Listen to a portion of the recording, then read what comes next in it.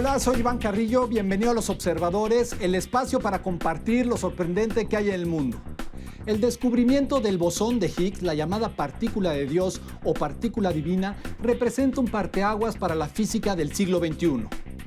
Hoy vamos a platicar con el científico mexicano Luis Roberto Flores, quien participó en este hallazgo desde el detector Atlas del Gran Colisionador de Hadrones y está aquí para compartirnos su experiencia.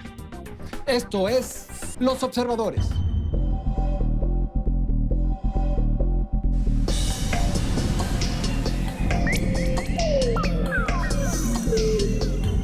Luis, bienvenido a Los Observadores, ¿cómo estás? Muy bien, muchísimas gracias por invitarme y pues muy contento de estar aquí en Puebla y en la ciudad de las ciudades. Es formidable el sitio. Vamos a hablar de un tema que no deja de ser noticia ni dejará de ser noticia en la física de partículas, en el ámbito científico, que es el bosón de Higgs, que desde su hallazgo estuvo rodeado de muchos conceptos que a lo mejor se pueden malinterpretar al llamársele la partícula divina, la partícula de Dios. Así que, lo primero, ¿por qué llamarla bosón de Higgs y no partícula de Dios? Porque es un bosón, que quiere decir que es una partícula que se comporta de acuerdo a la estadística estudiada por un físico que se llama Bose, se apellidaba Bose. Entonces de ahí viene la palabra bosón. De Higgs es porque uno de los físicos teóricos que la propusieron es Peter Higgs, que de hecho recibió el premio Nobel con base en este descubrimiento, y bueno, por eso se llama así. Ahora, la partícula de Dios es un nombre que vino gracias a un libro escrito por un premio Nobel de Física, Leon Lederman, y que él es un libro muy bonito porque hace muchas bromas y demás. Sí, y bueno, es reconocido el humor en temas de ciencia. Efectivamente. Lederman, ¿no? Y en ese libro él habla, entre otras cosas, de la dificultad de encontrar esta partícula, y él lo que quería era, se dice, titularlo La maldita partícula, porque es tan difícil de encontrar. Entonces él le quería poner The Goddamned Particle, que quiere decir la maldita partícula, eso de Goddamn. Y entonces cuando propuso eso, al parecer los editores le dijeron, ¿sabes qué? No, eso va a ofender a mucha gente. Entonces, ¿qué te parece si le quitamos la parte de damn y lo dejamos como The God Particle? Quisieron modular el tono de una expresión en inglés y ahí le cambiaron. Ahí lo cambiaron y se quedó como The God Particle, lo cual digamos que produce sentimientos encontrados en mucha gente, porque por una parte, efectivamente es confuso, porque esta partícula no tiene nada que ver con Dios, ni con religión, ni mucho menos, pero por otro lado, abre la curiosidad de mucha gente. Entonces, a muchos físicos no les gusta, a mí como que depende del día, pero ha llamado la atención y hoy todo el mundo ha oído, quizás gracias a este malentendido, acerca del bosón de Higgs, pero hay una cosa, sí resulta ser una partícula fundamental para explicar todo un sistema. Efectivamente. Y entonces ahí como que cobra más sentido. Explícame cómo el hallazgo de esta partícula viene a confirmar muchas de las teorías que se sabían. Mira, de hecho, la partícula de Higgs, más que ella misma, tiene una gran importancia que no radica en la partícula, sino en que comprueba, eso es la evidencia de la existencia del campo de Higgs. Ahora, el campo de Higgs es importantísimo por lo siguiente. Lo que sabemos de la física fundamental es que hay cierto grupo de partículas, hasta 1964 eran 16, bueno, hasta 2012 eran 16 partículas fundamentales, que siguen ciertas reglas muy específicas en cuanto a cómo se combinan entre ellas y qué hacen. Esto es lo que se llama el modelo estándar de las partículas. Esas reglas necesitaban, antes de que se le ocurriera... Para que la gente lo entienda un poco, podemos decir que es como el instructivo de la física con el que se maneja la materia, la realidad. Sí, como si el universo fuera un tablero de ajedrez y las partículas elementales fueran las piezas del tablero, las piezas de ajedrez, el modelo estándar serían las reglas de movimiento. Para dónde se mueve el caballo, cuándo esta se come a cuál, cuándo esta se tiene que... Y hasta 2012 tenemos ese instructivo, ese reglamento, y bosón de Higgs viene a aportar una nueva. Y el gran asunto, realmente por lo que es crucial, es que este reglamento, hasta donde teníamos entendido, solo podía funcionar si todas esas partículas tuvieran masa igual a cero. Ahora, uno podría pensarse, bueno, ¿y cuál es el problema con que uno de los parámetros físicos sea igual a cero? Es un gran problema porque cuando una partícula tiene masa igual a cero, solo puede existir cuando viaja a la velocidad de la luz. Es una cosa muy extraña que viene de física relativista, pero es así. O sea, si una partícula tiene masa igual a cero, a la mínima energía que le inyectes, sale disparada a la máxima velocidad posible en el universo, que es la velocidad de la luz. Entonces, el problema con eso es que si todas las partículas elementales tuvieran masa igual a cero, el universo sería completamente diferente, por dos motivos. El primero es que los electrones, cuando viajan a la velocidad, si viajaran a la velocidad de la luz, no podrían ser capturados por los núcleos atómicos y entonces no habría átomos. Y si no tienes átomos, no tienes reacciones químicas, no tienes biología, no hay rocas, no hay planetas, no hay estrellas, el universo sería completamente diferente. Sería básicamente una enorme cantidad de algo así como rayos de luz en todas direcciones, sin formar nada sólido, sería completamente distinto. Entonces, cuando se dieron cuenta de esto, había que arreglarlo. El campo de Higgs es lo que soluciona eso. Esa es la gran importancia que tiene. Que gracias... es la pieza de este modelo que explica en qué momento, digamos, las partículas luminosas adquieren una densidad, se vuelven... Adquieren masa, sí, adquieren masa. Se dejan de estar en esta carrera a la velocidad de la luz todo el tiempo. Y de hecho... Como que frenaran. Como que las frenaran, sí. Movimiento de las exactamente. Y lo que eso quiere decir es que para que todo esto funcione, y este es como digamos, una de las partes como más impresionantes de esto, es que cuando Peter Higgs y otros se dan cuenta de esto, lo que dicen es que entonces necesitamos que en el universo hay un objeto adicional que habíamos pasado por alto, que es este campo que existe en todo el universo. Eso es algo impresionante porque todos los campos cuánticos que conocemos, todos los campos correspondientes a otras partículas, existen solo en el sitio donde están los objetos. Los campos cuánticos de mi uña existen aquí, ahí son distintos de cero, y a una distancia muy corta ya son básicamente cero. El campo de Higgs no. Ese campo de Higgs es el único que tiene que tener un valor distinto de cero en todo el universo, de aquí al final del universo, y desde el principio hasta el final del tiempo. Entonces, es un objeto, el objeto más grande que puedes concebir.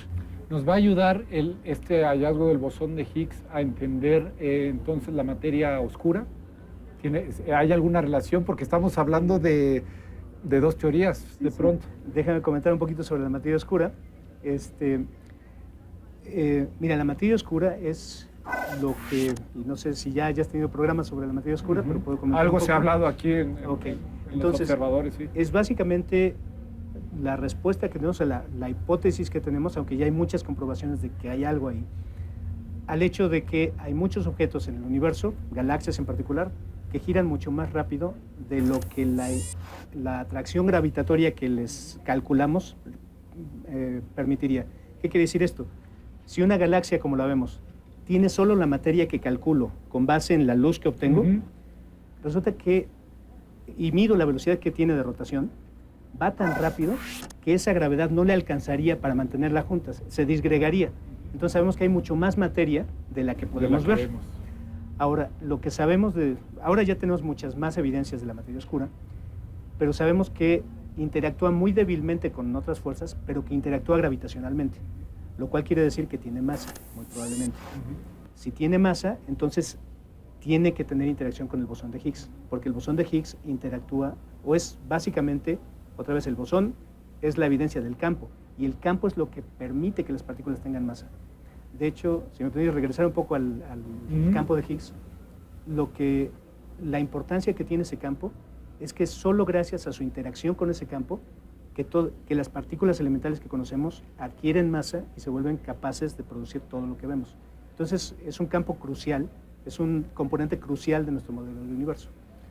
Y es interesante porque tú eres de los pocos científicos mexicanos que lo atestiguó en uno de los módulos más importantes del laboratorio, y además hace esta aportación desde un nivel de coordinación que pues, habla de las fronteras de la ciencia mexicana. ¿Cómo se vive esa parte, esa experiencia? Es algo muy bonito. De hecho, si me permites, además de atestiguarlo, una cantidad tremenda de trabajo, porque sí, se mete uno muy fuerte. Realmente es muy bonito, por una parte. ¿Cuántos científicos estaban en este modelo? Mira, Atlas tiene 3,000 científicos, quienes estuvimos directamente ligados con la parte final, o la parte, digamos, ya cercana al descubrimiento de todo este trabajo. Pues habremos sido entre 500 y 1,000, o sea, realmente es masiva esta colaboración. Y se descubrió con base en 3 componentes principales, que fueron la búsqueda del Higgs cuando decaen 2 fotones, la búsqueda cuando decaen 4 leptones, 4 partículas ligeras, y la combinación de estos dos.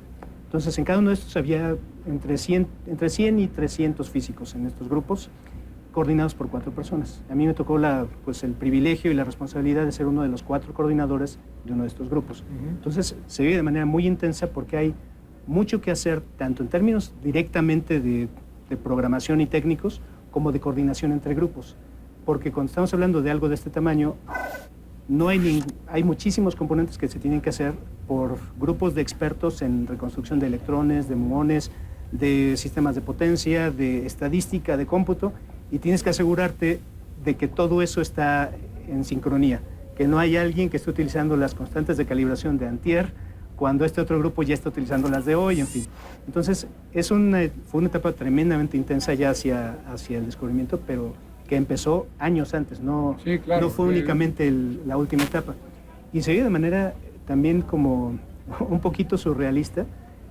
Cuando llegó el momento del descubrimiento, yo creo que ninguno de nosotros estábamos pensando ni en la importancia, o sea, ni para nada en lo que significaría en términos de medios y mucho menos, ¿no? Sino en que todo estuviera bien y que no se nos hubiera pasado nada por alto. Y conforme va pasando el tiempo, es así como cuando dicen como que se disipa el polvo, y te empiezas a dar cuenta de, por una parte, sí existía esta partícula, 2, la encontramos y fue parte de esto, ¿no? Sí, realmente es algo muy bonito. Y de hecho, ese mismo sentimiento ya lo había yo platicado con algunos amigos y tuve la fortuna de encontrar en el viaje al día siguiente del anuncio en CERN, salimos varios físicos, varios investigadores hacia Melbourne, porque allá era la conferencia de ese año de física de partículas donde se iba a hacer el anuncio técnico. Y en el vuelo de ida coincidimos con la profesora Fabiola Gianotti, que era la directora de Atlas en ese momento, y va a ser la siguiente directora de CERN completo. CERN, para que lo sepan, es el Centro de Investigación Nuclear Europeo, el laboratorio más grande del mundo y donde salió el CERN. Y en ese vuelo fue muy bonito porque hicimos un brindis entre todos a 10.000 metros de altura con ella. Mi pregunta, entonces la celebración fue La celebración fue ahí, bueno, una de las celebraciones, pero lo que fue muy bonito fue que intercambiamos experiencias y pues un poquito pues impresiones sobre lo que acababa de pasar.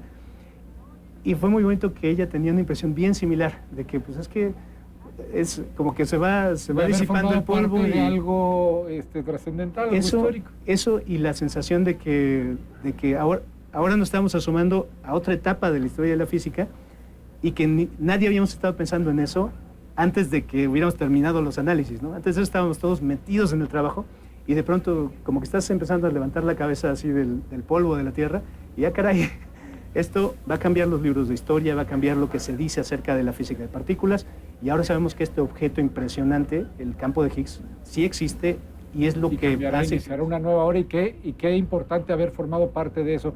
Efectivamente. Háblame del talento mexicano en el extranjero. Se habla a veces de fuga de cerebros. Tú tienes otra idea que contraviene y además eres un aglutinador de talento allá. Platícame de este capítulo que fundaste. Muchas gracias. Sí, claro. Por una parte, desde hace tiempo se está echando a andar un intento de cambiar la idea de la fuga de cerebros.